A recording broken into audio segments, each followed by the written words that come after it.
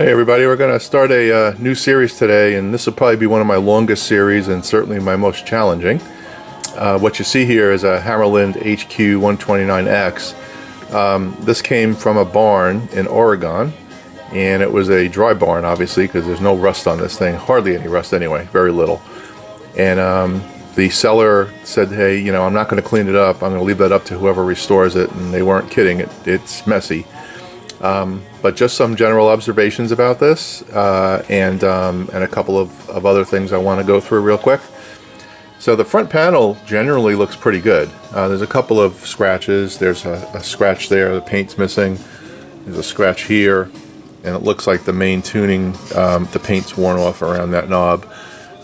Looks like this sensitivity knob is broken, and these chicken, they're good.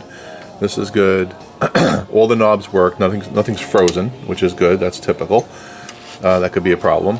All of the dials work correctly, and I don't know if the meter works yet. I haven't tested that part. All these switches work, and it looks pretty good on the front. Now I've already removed the screws on the front to pull out the chassis, but I haven't pulled it out yet, and I wanted to just walk through it with you first. The thing that's good about this is it also came with the speaker.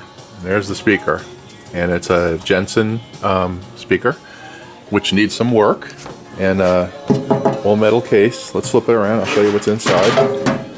The speaker is a boat anchor too, by the way, and it's got that Jensen permanent magnet speaker.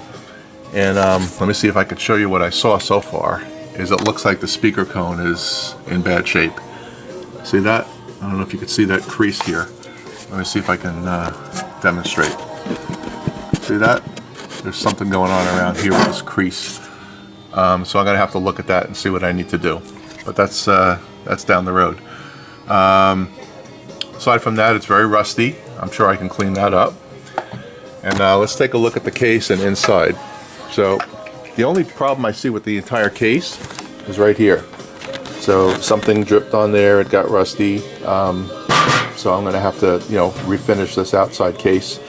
Obviously use naval jelly on it, get that all cleaned up. Aside from that, the case looks like it's in pretty good shape. Very, very little rust. Again, this came from a dry barn is what I was told. So just taking a look around the back.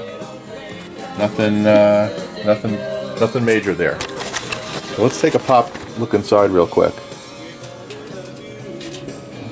So you'll see inside is dirty. Real dirty. Let me put a light on so you can see a little better.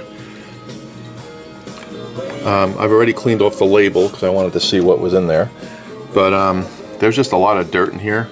I think, you know, I'm going to spend a lot of time just cleaning this chassis and that kind of thing, and getting it right. I did put in some new light bulbs when I fire it up because there was a bulb missing, and I generally try to put in light bulbs for that.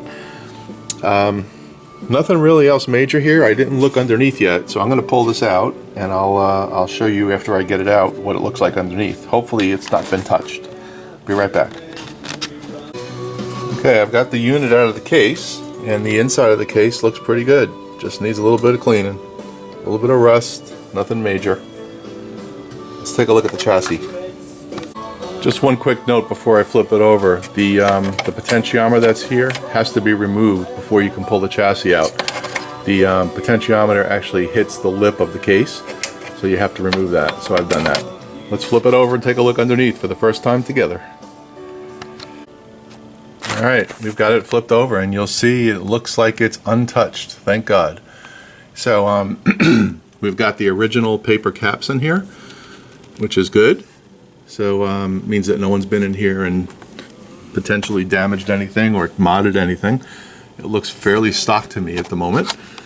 Up here in this electrolytic section, looks like there's a multi-cap here. I don't know if that's been replaced or if that's original.